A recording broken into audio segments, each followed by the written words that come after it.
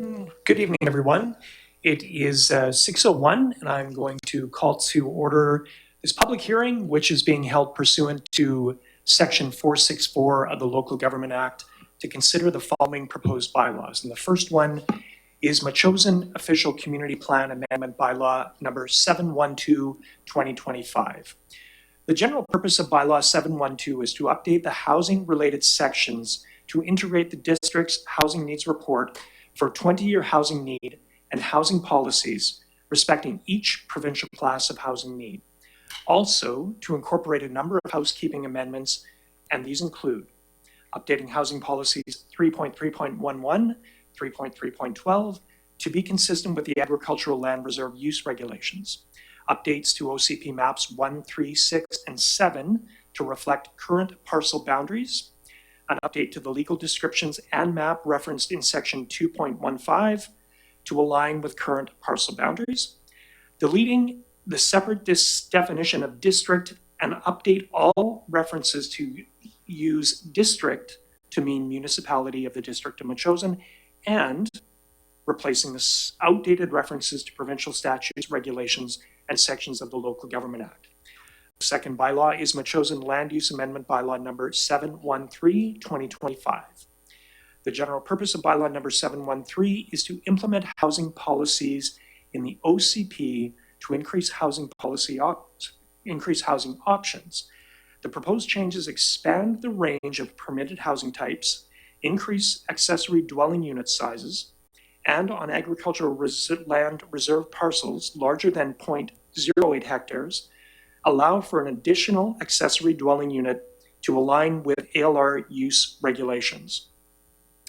The amendments also incorporate housekeeping changes that modernize definitions related to housing provisions and replace outdated references to provincial statutes, regulations, and sections of the Local Government Act. At this public hearing, any person who believes that their interest in property is affected by the proposed bylaws shall be given an opportunity to be heard. However, it is important that all who speak at this public hearing restrict their remarks to matters contained in the bylaws, and it is my responsibility as chair of this hearing to ensure that all remarks are so restricted. Those who wish to speak should, at the appropriate time, commence your address to council and the public hearing by clearly stating your names and street name for the record. Then you may give us the benefit of your views concerning the bylaws. It should be noted that this public hearing is being recorded and web streamed live, and the recording will be posted on the website. Members of council may, if they wish to, ask questions of the speakers following their presentations. However, the main function of council this evening is to listen to the views of the public. It is not the function of council at this public hearing to debate the merits of the bylaws with individual citizens. Again, everyone who deems their interest in property to be affected shall be given the opportunity to be heard at this hearing. No one will be or should feel discouraged or prevented from making their views known. Now, if you wish to provide a written submission to be included in the record of the public hearing, you must hand in the submission to the corporate officer prior to the close of the public hearing. Once the public hearing has been adjourned, council is not able to receive any further information from the public on this matter. As information, bylaws number 712 and 713 are on the special council meeting agenda for consideration later this evening. Please be reminded that there will be no opportunity to speak to the bylaws at this time. The opportunity to speak to them is now. During the course of a public hearing, the issues may lead to enthusiastic or emotional statements. Regardless whether you favor or oppose any argument, please refrain from applause or other expressions of emotion. Such restraint better enables views to be expressed and heard in an impartial forum. So with that, I'm going to ask our Deputy Corporate Officer, Ms. Hanson, if she has received any additional correspondence this afternoon or prior to the after the package has been printed. Through the chair, there has been no additional correspondence this evening. Great. Okay. And with that, I will now turn to Ms. Johnson for a brief presentation.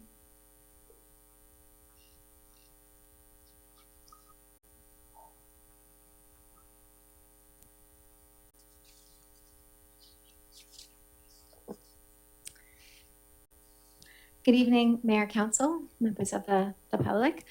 Tonight's public hearing is focused on targeted housing-related amendments, and these amendments ensure our planning documents comply with provincial requirements and address the housing needs identified in the district's housing needs report, as well as through the public engagement phases that occurred through this project. The province requires all local governments to plan for 20 years of housing needs and to ensure their official community plans include policies addressing all 7 provincial classes of housing need by the end of this year. There is sufficient capacity in the district's OCP and the land use bylaw to accommodate the new 20-year anticipated housing need. As a result, the bylaws before council tonight are not about the need to increase density. OCP Amendment Bylaw number 712 integrates the housing needs report into the OCP by adding in the 20-year housing projections, 2021 census data, revised population and housing forecasts, and updated building permit statistics. Housing policies have been added in Part 6 to address all 7 classes of housing need, including the 5 areas that were previously not represented in the OCP, which was rental, special needs, family housing, seniors housing, and shelters. A number of housekeeping updates are included to improve clarity, accuracy, and consistency within the OCP. And as mentioned previously, the district is not required to update its regional context statement at this time, as the amendments are minor and they don't affect Metchosin's role in the regional growth strategy, regional growth role. The land use amendment bylaw number 713 implements the updated housing policies by expanding housing options to better meet the identified housing needs. And key changes include permitting carriage houses as another accessory dwelling option, introducing communal seniors housing and modular homes, increasing maximum sizes for accessory dwellings, so secondary suites allowing up to 120 square meters, and detached secondary suites and carriage houses up to 90 square meters.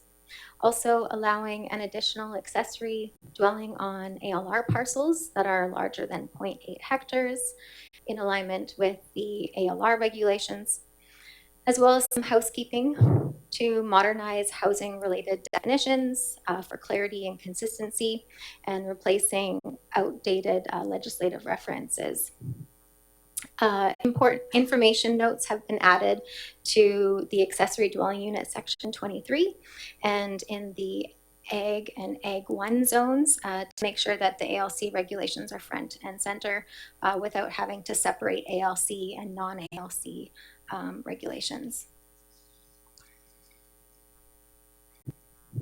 We have received referral comments back from the Agricultural Land Commission staff and the school district. The staff at the ALC have reviewed the housing policy changes affecting ALR lands. They have not been able to do a full review of the bylaw changes due to their busy workload, but they have appreciated the clarifying information notes that have been added into the land use bylaw, and they are satisfied with the what has been presented when the staff comments to them. The school district 62 have reviewed the materials and have advised that they have no concerns with the amendments proposed. And just an overview, the public engagement that has occurred throughout the project. In phase 1, there was a postcard mail out, an online survey, and 3 community drop-in events. In phase 2, we had a housing policy directions open house for community review and feedback. And tonight we are in phase 3, public engagement, which is the public hearing process. To conclude, the OCP amendment bylaw and land use amendment bylaws before council tonight achieve compliance with the new provincial housing legislation, and they modestly expand housing options without increasing growth or compromising the community's rural character. And this is the recommendation for council today. Thank you. Great. Thank you, Ms. Johnson.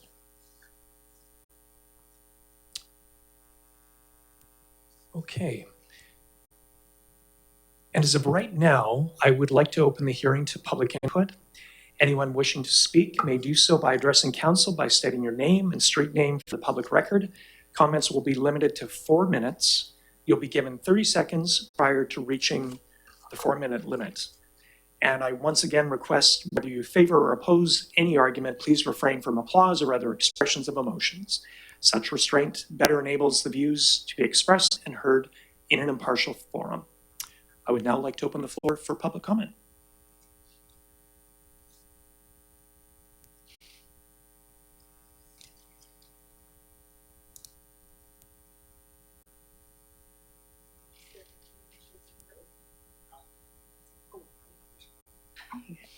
Sarah Anthony, Metchosin Road. What's good? Very excited to be here for this. I'm really happy about the changes that are in this package. I mean, yeah, there's a couple of things we really would have liked to see, but I think these are huge for a lot of people to be able to accommodate their families and other needs and people aging in place. And I did want to make a specific comment just because I had seen there was some concern about with the Abbey Field model. And I think I've heard kind of this expression of concern also with rental homes in Metchosin and the lack of public transportation. And of course, public transportation is very important for a lot of people who are renting, but I think a lot of people who come to Metchosin to rent or who would fit into an Abbey Field model situation are not necessarily people who are going to be relying heavily on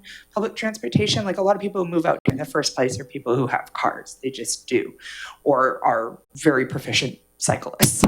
We see a lot of those. I'm very impressed with those people. But I think especially with the seniors, we're talking about people who are probably between the ages of like 55, 60 and like 75. They're not people who necessarily have had their driver's license taken away yet, or if they are in that situation, that's part of the beauty of living in that communal situation is they can share vehicles. You get a bunch of old hippies together, I'm sure they're going to buy a VW bus and it's going to be wonderful. And we also do have Handy Dart. We also have Cirque now does a lot with, I think, picking people up and taking them shopping and things like that. So these options are available. I don't think it's really something we should be too concerned about. But yeah, I just thought I'd bring those up. And thank you so much, guys. Thanks, Ms. Anthony. Anyone else for public input at this time? Okay. Eric White, Metchosin Road.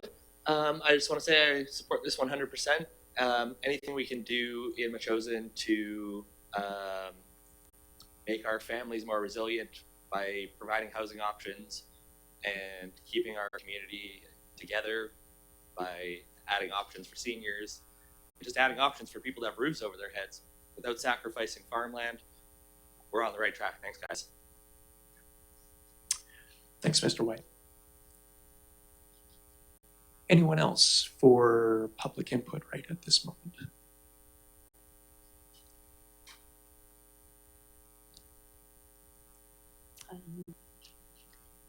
Jane Hammond, Rocky Point Road. I too would like to say thank you very much for going through this process. I think perhaps a little reluctant at the beginning, but I think you can feel that it was well done. Now that we are close to having this turn up in the OCP, I guess I would just like to say, please don't put the brakes on. Please, you've talked about having education material for people to understand some of the changes. I would really like to reinforce how quickly that would be appreciated. And going to be quite exciting to see if we can come up with a made in Metchosin model that can be under the umbrella of being a communal seniors residence. Thank you. Thanks, Ms. M. Okay. I will call for a second time any interest in providing public input into this public hearing. Again, if you wish to speak for or against the bylaw, please address council by stating your name and street name for the public record.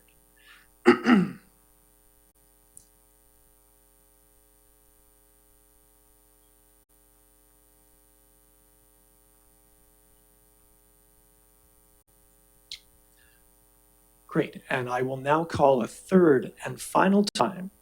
Again, if you wish to speak for or against the bylaw, please address council by stating your name and your street name for the public record.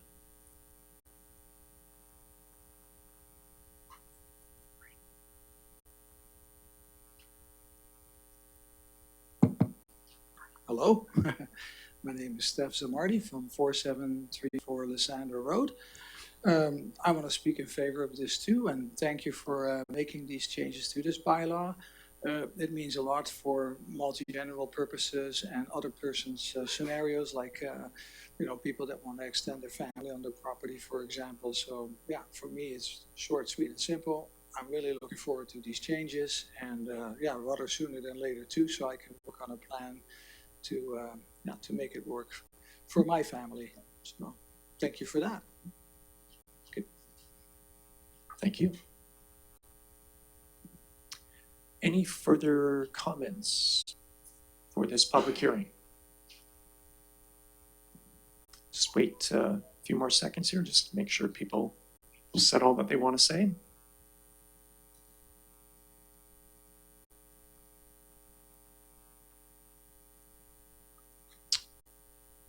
Okay, I'll make one final call for any further public input into this public hearing. Okay. Thank you. Thank you. Being there are no signs of folks wanting to provide further input, I will now entertain a motion to adjourn this public hearing. Councillor Gray, seconded by Councillor Donaldson. All in favor? Okay, we are adjourned. Thanks so much.